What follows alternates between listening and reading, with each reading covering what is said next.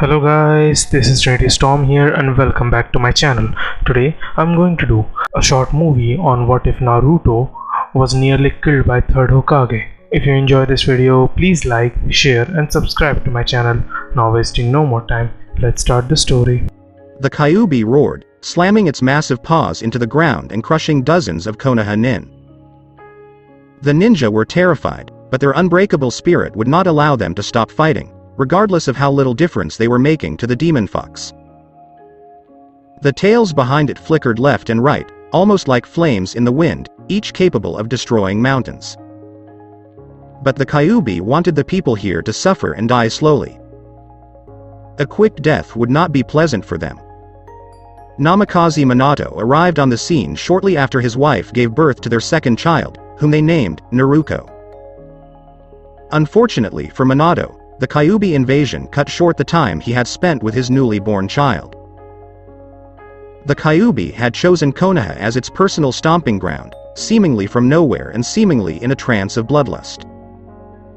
Quite literally, given the numerous prints in the ground in the shape of the Kyuubi's clawed paws. The Yondaime Hokage looked up in horror and awe at the beast before him, which had completely overshadowed the Hokage mountain and reached the night sky, which was eerily illuminated by the white glow of the moon and the red, burning wooden building of Konoha. The Kyuubi snarled viciously at the sight of the man who stood atop the stone head of the Shodem Hokage Senju Hashirama, or, in the Kyuubi's eyes, the man against whom he had fought when the fool Madara tried to control him with his pathetic dojutsu. It had taken the combined forces of Madara and Hashirama to defeat the Kyuubi, who had fled due to the Senju's Mokuton, leaving the Senju and the Uchiha at odds.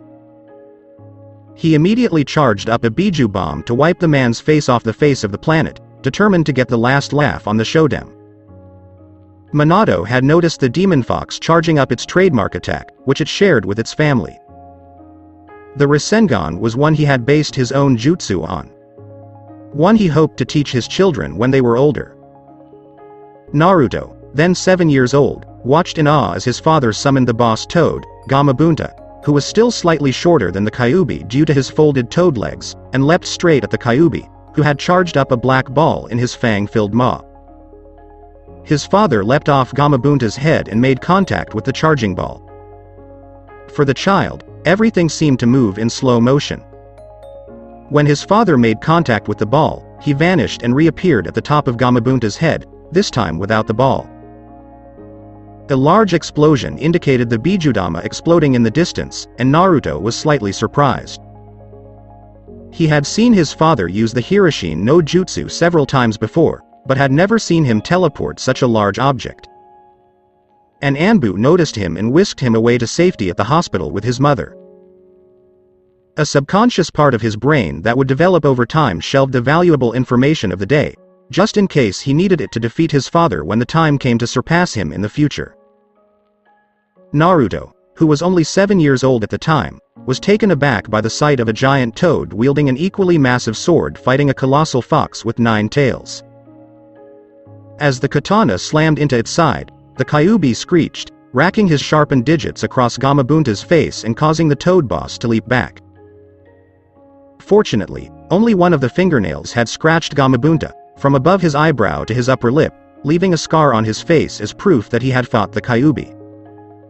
Kushina staggered out of the hospital, clutching her newborn daughter close to her. The Sandaime, Sarutobi Hiruzen, was close behind, wearing his war armor and holding onto Enma in his staff form. Kushina had tried to ignore Hiruzen's choices of allowing him to use the Shiki Fien on Naruko and sacrifice himself in the process, or allowing the Kyuubi to kill everyone, including her son and newborn daughter.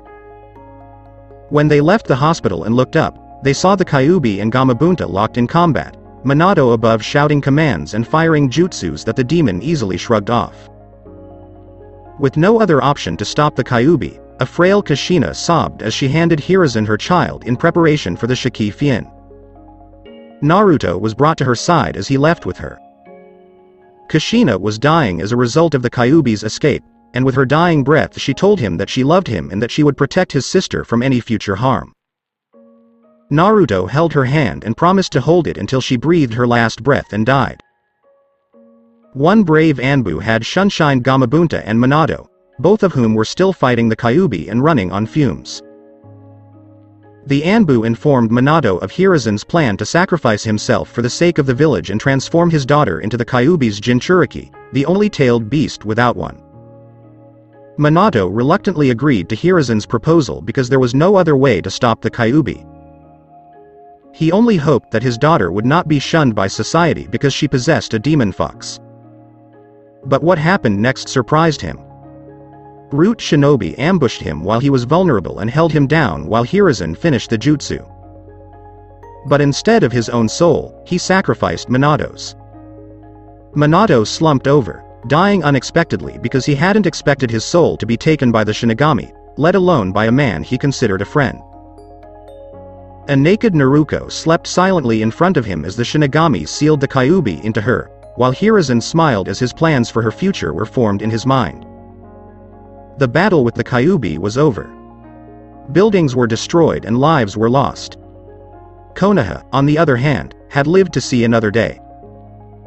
All Hiruzen had to do now was lie to Naruto about his little sister's condition, and everything would be fine. But that plan was dashed when a terrified Naruto approached his newborn sister after the ceiling, shivering slightly as he saw the death god himself take the Kyuubi and shove it into his baby sister's gut. The deity was quite large, so it was difficult to miss. And, as he watched his father die at its hands, he assumed he had given his life to protect the village. Naruto grasped his baby sister and smiled, a single tear falling from his eye. He had promised on their mother's deathbed that he would protect her from harm, and he would do so even if it meant risking his own life. It took some time for the populace to recover from what had happened, but it did. At that point, a meeting was called in which the clan heads and the civilian council discussed what to do. Naruto remained outside the room, holding his sister, who was peacefully sleeping in his arms. After an hour, everyone in the meeting left, and Naruto was summoned inside to discuss the future. Hiruzen informed Naruto that he intended to place Naruko in an orphanage, which irritated Naruto greatly because she had a proper home to live in.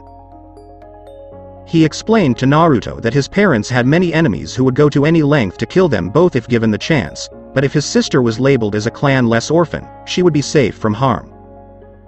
While he didn't like it, Naruto agreed with his logic and made it so. Naruto attended the Shinobi Academy for years after that day in order to be strong and protect his baby sister when the time came for her to learn that she was from a clan. Hiruzen began his plan to turn Naruko into his future weapon under Naruto's nose while he studied hard with his clan's scrolls and in school. He had Jiraiya put complex seals on her body so that if she ever became too rebellious, they would be able to subdue her. As she grew older, he planned attacks on her that he personally saved her from in order to instill loyalty in her over time. He kept Naruto away by lying about how there were spies from other villages who would easily discover their relationship if he was near her, and being the protective older brother that he was, he eventually bought it. While in school, Naruto made a friend in another school prodigy named Itachi Uchiha. Both were considered such by their respective clans, and they were school rivals. They trained hard, and over time, a brotherly friendship developed, and as a result, they got matching tattoos on their left hands, the unversed symbol, to symbolize how their paths would constantly collide. They both graduated at the top of their class at the age of 12 and were placed in a special two-person cell that became known in the village as the Yin-Yang Duo. Because Itachi was dark and Naruto was light, they worked well together. They completed Chunin in 6 months, and it was only then that Naruto discovered the truth about what his sister had been through. He discovered a group of villagers had cornered and were beating his sister, and to make matters worse, there was a Jonin standing nearby with a sneer on his face as it happened. Naruto murdered the individuals involved and tortured the Jonin in order to learn what the hell was going on in his sister's life. It took some time, but he eventually cracked before Naruto killed him, and he realized he needed to get his sister out of the village and somewhere safe. He had taken her hand in his as he explained who he was and that she was from a clan. She had cried because she thought he had abandoned her, but he hugged her and apologized, explaining that he was training to be stronger so that he could protect her. But now that he knew the truth, they were leaving this village. So he piggybacked on her and fled, but not before locking his family's fortune and seal collection in a blood-sealed vault hidden beneath his home because there was too much to travel with since they were deserting the village, but Hiruzen had followed with a group of hunter nin. They soon caught up to them, who were now trapped between the enemy and a cliff. To protect his sister, Naruto brandished his sword, and he was able to kill at least half of the hunter nin who came to attack him. But, in the end, he became exhausted, and Hiruzen exploited his one major weakness, his sister. He attacked Naruko with his own staff, which had a chakra tip to turn it into a spear, but Naruko took the blow he thought was intended for her. Hiruzen laughed as he fell for it, and Naruto had to tell Naruko to run for her life, but she didn't get very far because the remaining hunter nin were able to stop her. Hiruzen twisted the spear before kicking Naruto off the cliff, and as he fell, he saw his sister cry out his name, tears in her eyes, as she watched her brother fall. But he did not die as they expected. Naruto Uzumaki Namikaze had made a promise to his family that he would keep until he was physically unable to. As his body hit the sand far below the cliff from which he had been thrown, he struggled to stay conscious as he crawled forward, bleeding from the wound Hiruzen had left him with. He cried rage tears at the betrayal, and he knew in his soul that he would make them all pay in the end. And as his body finally passed out, he was unaware of the man who approached him and dragged him to be healed. This man healed Naruto, and he slept for a full week before waking up in terror. He saw the man who had helped him, but he mistook him for an enemy and attacked him. The man easily repelled his and all subsequent attacks. He once talked Naruto down by explaining that he had healed the boy and was not an enemy. He introduced himself as Strider Haru and explained that he had passed by him while crawling along with such a large wound. Haru wore a bluish-purple sleeveless Strider uniform with the kanji for the first character of his codename imprinted in red on the upper left of his chest, shin and wrist wraps, and a loose, metallic belt over a red sash, similar to the clothing worn by ninjas in the past. He wore a red scarf to conceal the lower half of his face. He had detected potential in the boy and simply asked him one question: what would he do if he gained great power? Naruto replied that he would use such power to protect his family. Strider had smiled and told him that he was worthy before beginning to tell Naruto his story. He participated in the Strider's training program alongside Kane, Shina, and Kabira, and he became close friends with the first two. Haru's excellence in all categories and incredible display of skills at such a young age earned him a reputation among other Striders for his inhuman strength and mastery of the cipher, his plasma sword, during his training. Maria, his sister, who he admired and loved, was also a member of the Striders. Maria, on the other hand, went insane one fateful day and murdered 10 Strider trainees. Because she was a highly skilled agent on her own, Director Kuramoto decided to delegate the mission to her brother, a decision he later regretted.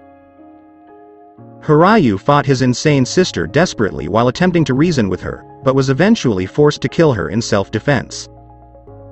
Haru would be troubled by this incident. Carrying the weight of her murder, Haru lost the will to live and became increasingly reckless and careless during missions, transforming into a demon of destruction, who sought to die on the battlefield.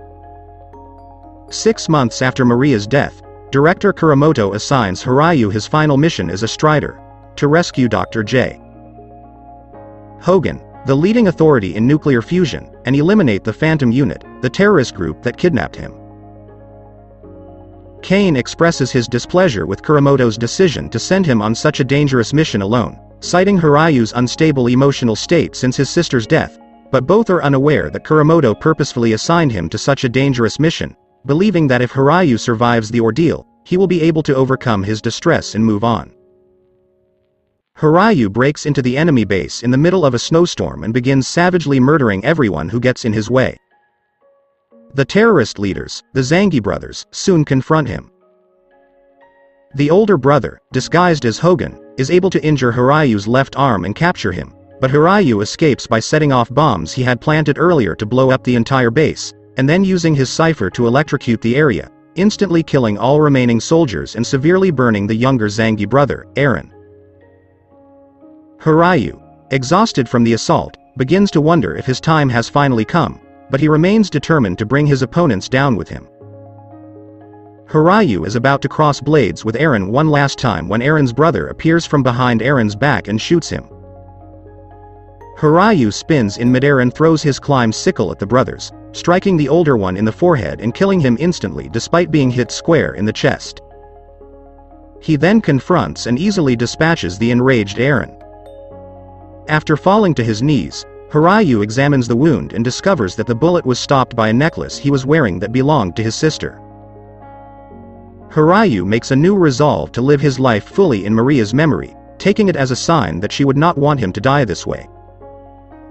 Haruyu vanishes after rescuing Drive Hogan, leaving the organization to pursue a new way of life. This was also part of Kuramoto's plan, giving Haruyu the option of a special retirement after the mission, deeming him unfit to be a Strider. Kuramoto later declares that Strider Haruyu is no longer alive. Haruyu chose a small plateau in Mongolia to establish his new home with Rin, a small girl he met on the plateau who was part of a village of Mongolian nomads who lived at the base and whom he also befriended. Haruyu lived a simple life in this region for the next 2 years, convinced that only Kuramoto was aware of his whereabouts. Then, one day, Madich appeared on the village, intending to force him out of retirement for one final mission, to eliminate Kane, who had been captured in Kazakh and had become a liability to the organization. Haruyu initially refuses, having long abandoned that aspect of his life, but Madich threatens the innocent villagers and Rin's lives if he does not comply. Haruyu reluctantly agrees, despite the fact that his past as an assassin has already been revealed to them. Haruyu and Sheena reunite in an abandoned building after arriving on Kazakh.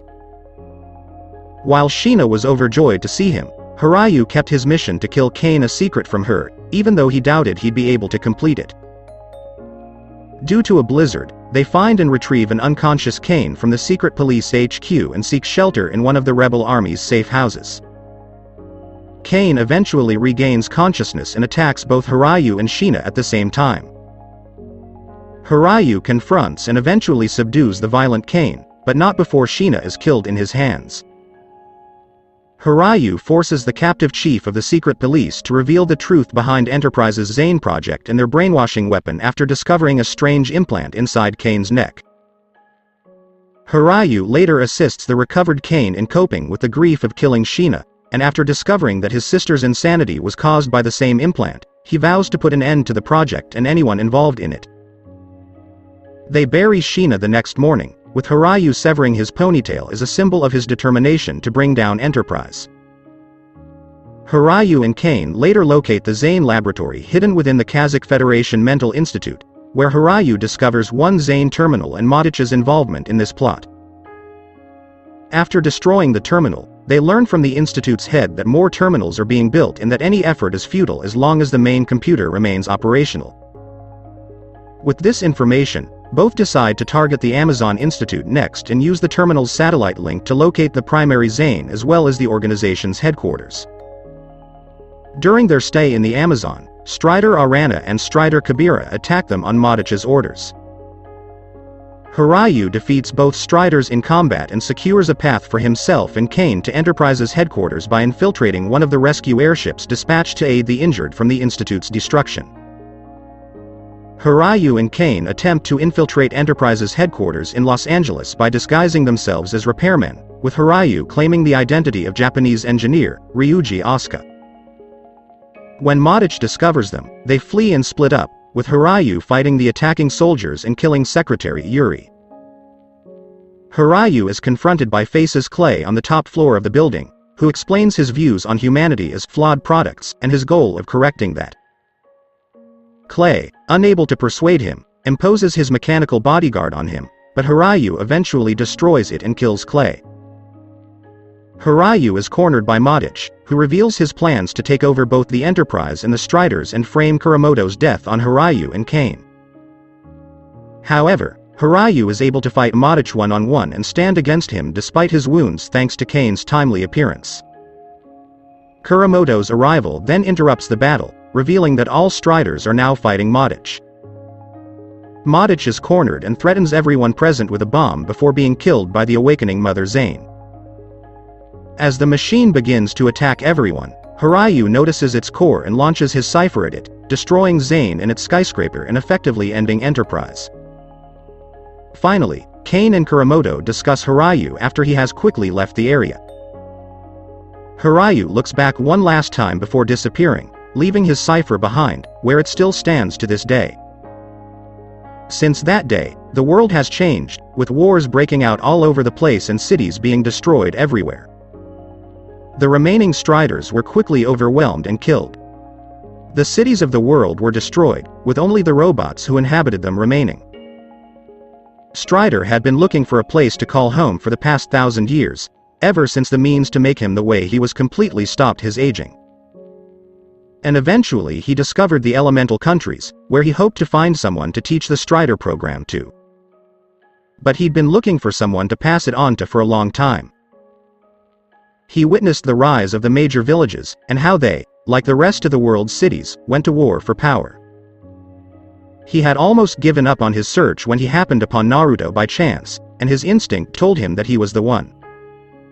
And now that he'd heard his answer to his question, he was certain. The one he wanted to pass the power down to had to use it for noble purposes so as not to corrupt what the Striders stood for when they first started, but also have the heart of a warrior. Naruto had both, so he told him they would start training the next day. He was warned that the training would be rigorous, and that he wouldn't be able to save his sister until it was completed. Naruto agreed to these terms, and the next day they set out for the west, where the ruins of the old cities could be found. Haru showed him the old, but still functional Strider training facility, and he trained himself to the bone for the next 7 years to get stronger. In the end, he was successful in his quest, with the final test being a fight to the death between Naruto and Sasuke, which Naruto won. Haru died with a smile on his face, knowing that the Strider's future was secure for another generation. Naruto made certain to bury his master before proceeding to his master's cipher, which remained in the same location it had been in all this time. He was attacked by numerous robotic enemies along the way, but he defeated them all with his own robotic helpers, which he was given by his master. He eventually found its resting place and pulled it from the ground. And as he held it in his hands, he felt a sense of completion. His outfit was similar to his master's, but he was black with an orange scarf. The symbol on his breastplate was for protector because he was the protector of his family and would fulfill that role soon enough. While he was training in the west, his master dispatched insect-sized spy drones to monitor what was going on in the east. What he had been told both enraged and inspired him. His sister had been through hell for years, and now that she knew the truth about her family, the assaults on her were far worse. They had Inoichi infiltrate her mind and place multiple seals within it to control her in her moments of pained weakness. She had forgotten everything Naruto had told her and had become completely devoted to the village against her will. He saw how much his sister had accomplished in the years he had been gone. Saving a country from a tyrant, as well as protecting the traitorous village from Suna and Sound's combined might. Naruto had been labeled a traitor, and his name had been removed from all records in order for Naruko to be unaware of their relationship. But Itachi. He knew Naruto wasn't a traitor. Naruto had only ever trusted him with the knowledge of his relationship with Naruko, and seeing him killed for protecting his sister made him question his village loyalty. He saw that his own clan was the worst offenders when it came to hurting her, so in honor of his fallen friend, he told the Hokage lies about a coup they were planning. In reality, nothing of the sort was happening, and he was eventually given permission to kill everyone except Sasuke, which he did without hesitation. Naruto had always felt more like a family member to him than his actual clan. Naruto had smiled as he learned that, knowing that he had at least one ally in the east. And he eventually found his way back to it. While he could summon his options, his robotic companions, such as Haru, he could also seal them on his person to make them more accessible. His first thought was to simply save his sister from the village, but he knew that if he did that they would have nowhere safe to go, so he needed to do that first. And he worked on that part of the plan for the next 3 years. He had defeated the Akatsuki, the main threat to his sister's life. He hunted them down in pairs because they were always in pairs of twos and killed them mercilessly. He did, however, keep his hand with 3 members, Itachi, Pain, also known as Nagato Uzumaki, and Konan. He told them who he was and how he was related to Nagato through their clan's bloodline. He agreed to stop what he was doing, and Itachi was relieved to discover that his old friend was still alive after everyone assumed he had died years before. They 4 collaborated to help a famous actress, who was actually a princess, reclaim her rightful throne. In exchange, they were all given citizenship in the newly named Spring Country, which had been cleared of all the snow that had accumulated over the years. Naruto was accepted as Koyuki's personal bodyguard, which eventually led to a more romantic relationship, albeit a secret one. Naruto had previously asked for her assistance with a personal mission and had explained what it was when asked. Naruto had discovered why Hiruzen had been so quick to kill him. He had intended to do it later, after he had a child, but his abandonment had forced his hand. As the eldest Uzumaki, Naruto was the clan head, and as such, he held the rights to Whirlpool itself, along with all the riches and scrolls left by their family after their demise in the Second Shinobi War. Hiruzen knew Naruto would never willingly give up such a thing to him, so he planned to kill him so that when Naruko came of age, she would be the loyal weapon they desired, and give up her inheritance. Due to international law, Naruko had to wait until she was 15 to claim it, and her birthday was only a week away. He had several men accompany him and his squad to Whirlpool. Once there, Naruto and Nagato unlocked all of the seals that their clan had placed long ago. Once open, the men who had come with them began to load everything that needed to be loaded into the airship that they had arrived in. It took nearly an entire day, but there was not a single scroll or ryo left for them to collect with their greedy hands at the end. The men were well compensated for their assistance, and all but Naruto boarded the airship bound for Spring. Naruto waited high above the ruins of his clan's former home for the next week. And he planned how things would play out for the next week. And, as expected, they arrived on her birthday, which also happened to be his birthday, but that wasn't really relevant because he hadn't celebrated it since he was 6. There were 4 platoons of shinobi with her, and they pushed her towards one of the ruins to unseal their soon-to-be ill-gotten goods. They quickly realized, however, that there was nothing for them because all of the safes in the destroyed town had already been opened and emptied of their contents. They took their rage out on Naruko, who cried out in pain as she was beaten, and Naruto attacked at this point. Their numbers meant nothing to him because his speed alone was faster than theirs. Except for Naruko, they were all dead within a minute. Naruko had looked at him, terrified, before taking an offensive stance to defend herself. Naruko invoked the power of the Kyuubi to assist her, but even with the increased power, it wasn't enough to bridge the gap. Naruto did not attack because he never intended to harm his sister. He waited for the right moment, and then slammed a seal onto her head and blasted chakra through it. The seal did its job and shattered the seals that had been placed on her for years. She remembered everything that had been suppressed and broke down in tears because she remembered her brother's death so vividly. Naruto then removed his mask and hood, revealing himself to her before hugging her with tears in his eyes. He apologized once more to his sister for taking so long to protect her. He then informed her that he had a better place for them to live that would not be used. So, having said that, he took her to the boat that had been left for him to use after rescuing her and rowed them back to the mainland, from which they then traveled to Spring Country. It took Konoha another week after they arrived before realizing something was wrong and dispatching more shinobi to investigate. What they saw astounded them because all of the shinobi except Naruko were dead or in pieces. Tsunade, who took over as Hokage after the failed invasion, directed her shinobi to locate Naruko because her body was not among the dead.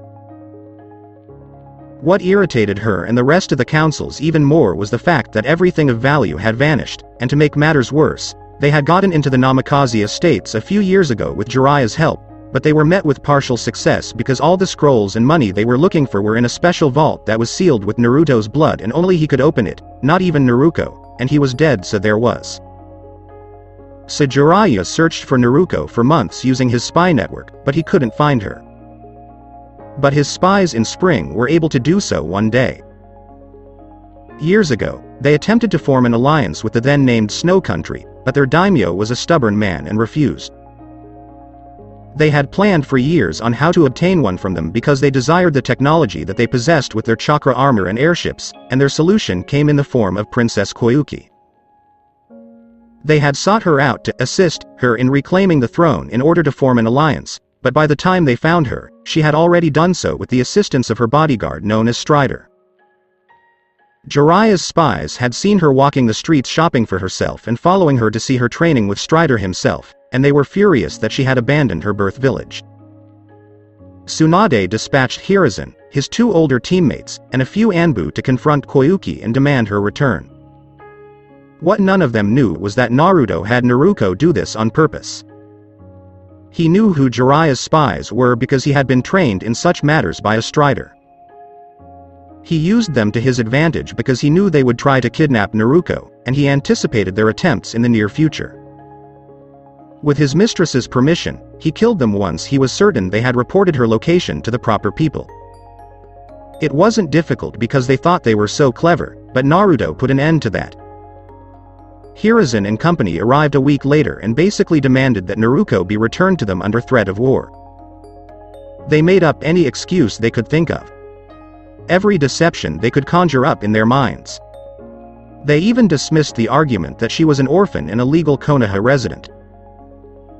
Despite this, Koyuki denied them their wish because she knew everything about Naruko because Naruto himself had told her everything about his sister, and she would be damned if she allowed her lover's sister to suffer such hardships in that village for the sake of the greedy council members.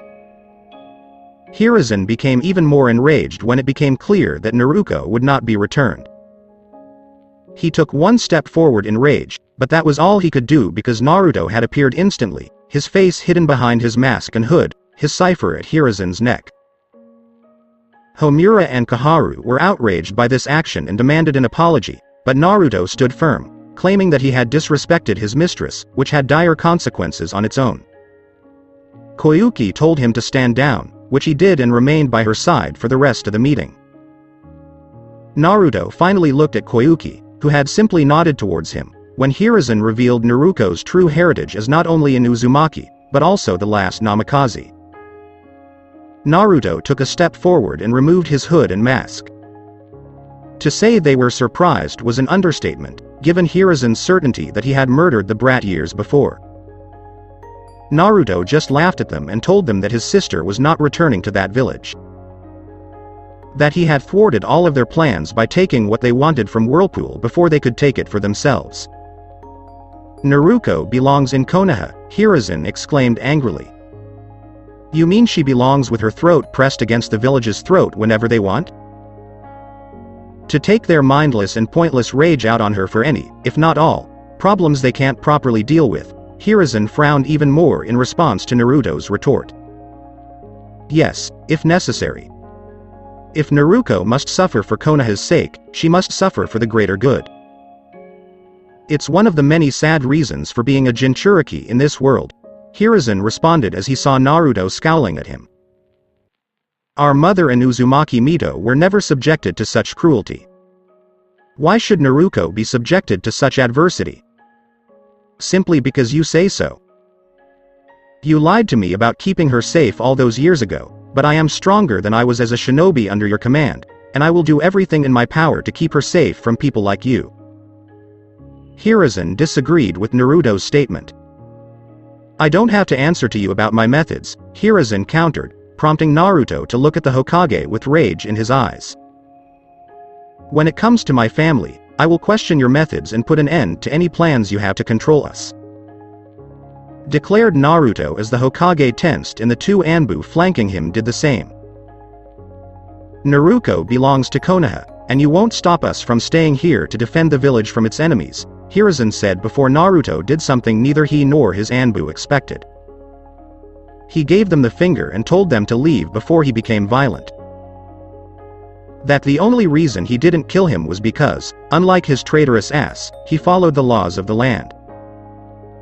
That would be dishonoring to his mistress, and he wasn't about to do that anytime soon. He then turned his back on them, prompting one of the Anbu with him to charge forward and attack him from behind. His attack failed, however, because what he slashed at with his sword was an afterimage of him, with the real one already behind the Anbu, who then split into bloody chunks because it had taken a second for it to take effect. He then pointed at Hiruzen and told him to leave or face the consequences of his actions on his entire village. He listened with a scowl on his face, indicating that he would try something else in the near future. After he left, he apologized to Koyuki for the mess, and his sister emerged from hiding because she wanted to see just how bad Hiruzen was.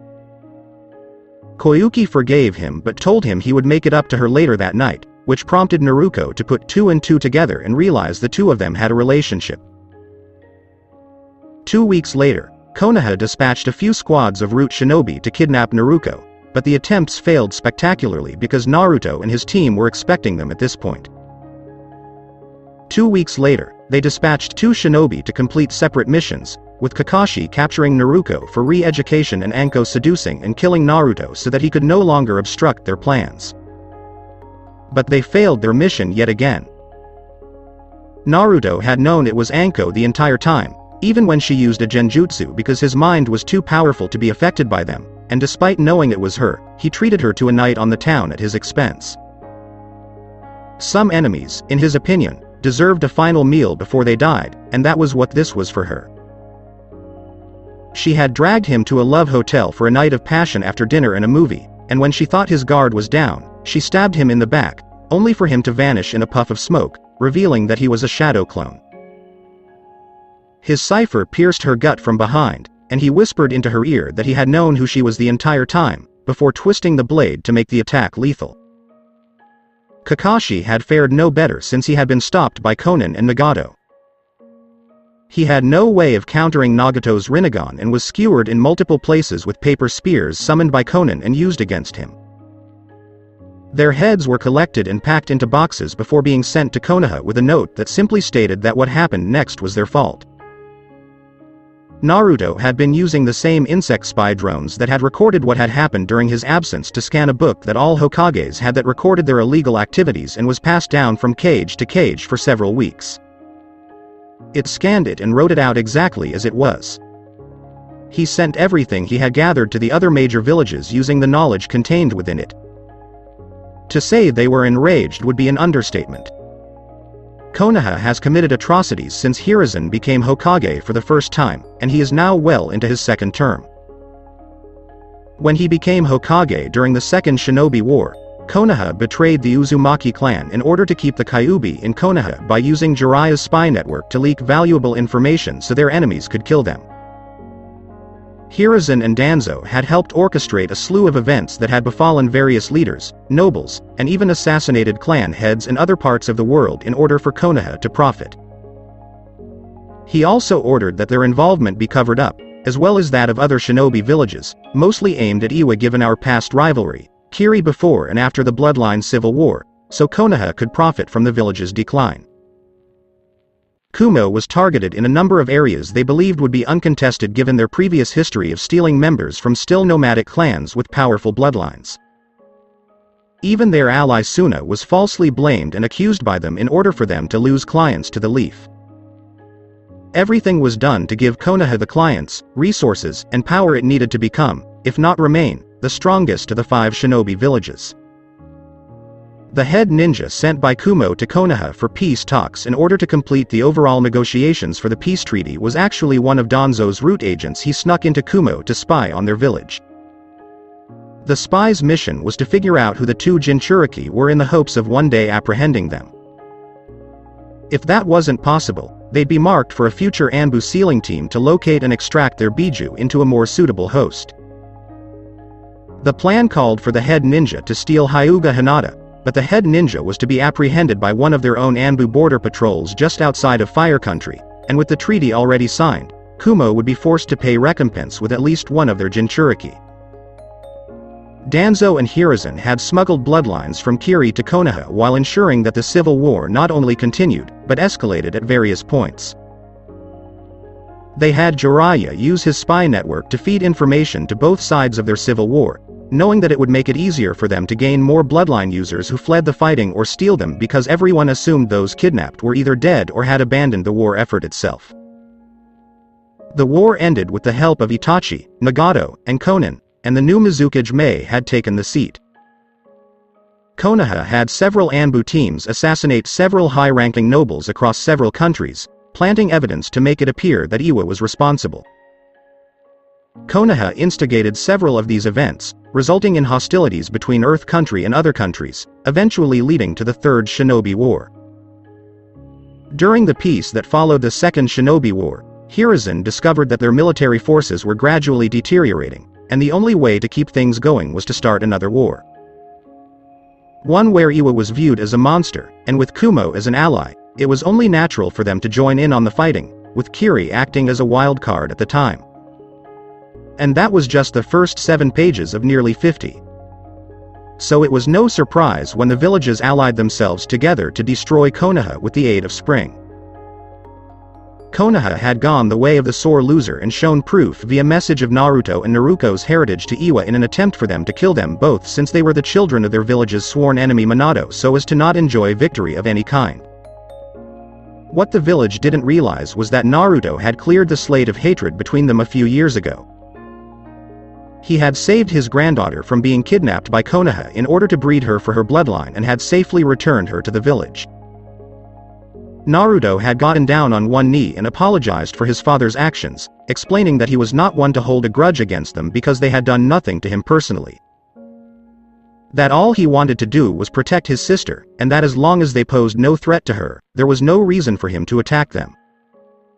So seeing Konoha try to have Iwa kill them now made Onoki laugh because it was never going to happen. Furthermore, his granddaughter was in love with the man who had rescued her, and he was not going to die for ordering the murder of her love interest. The combined might of their forces descended on the village, and despite their best efforts, there was not enough time to prepare. The war between the two forces lasted only a day, and Konoha was mostly wiped out, with the few survivors using their bloodlines to breed more so that they could live on in another village. Naruto had personally assassinated the clan heads and civilian council members. He had tracked them down and killed them all. He was also responsible for the deaths of Tsunade, Jiraiya, and Hiruzen. They had used summons to help them, but it was futile because Naruto easily cut through them to reach his target. Danzo was brought out on his knees for a public execution soon after their deaths, after his suicide bomber seal was nullified. The Allied forces cheered loudly as the monsters died, then left the village to begin the process of razing it to the ground. 10 years later. The lands had unified under one banner over the last 10 years as they realized they were doomed to war if they remained separate. So, after much debate, in which many dirty secrets were revealed for all to see, Koyuki was named emperor because she was the least corrupt of all daimyos in the land. With peace restored, Naruto had made several airship trips to gather the materials he needed to recreate the Strider training courses in the East and re-establish the Striders here. And, eventually, he completed it and began to recruit those with potential. Many came to try to become one, but the rejection rate was fairly high, with only a 5% chance of acceptance. Naruto had married Koyuki in a lavish wedding, and their daughter was born a few years later. He was also in a relationship with Kuretsuchi, with her permission of course, and they had a son. He was not alone in his joy because his sister had found love with her longtime friend Gaara, and the two of them had married and had twins. Naruto remembered telling Gaara that if he ever hurt his sister, he would make him pay dearly, to which Gaara nervously agreed. Itachi was in the same boat after marrying a kunoichi and having a daughter who had started a rivalry similar to theirs. Itachi had joined the Striders and trained as hard as Naruto had, and they were once again evenly matched, just as Naruto had predicted. They fought each other regularly, and they enjoyed doing it. But now Naruto sat with his family and told stories of his adventures in the West, happy that he had a family to protect once more and that he had fulfilled his promise to keep his sister safe from harm. and he knew deep down that his parents were pleased with their son. That's it for today. If you enjoyed this video, give it a big thumbs up and subscribe to my channel for more awesome stories like this. Thank you. See you all in my next video.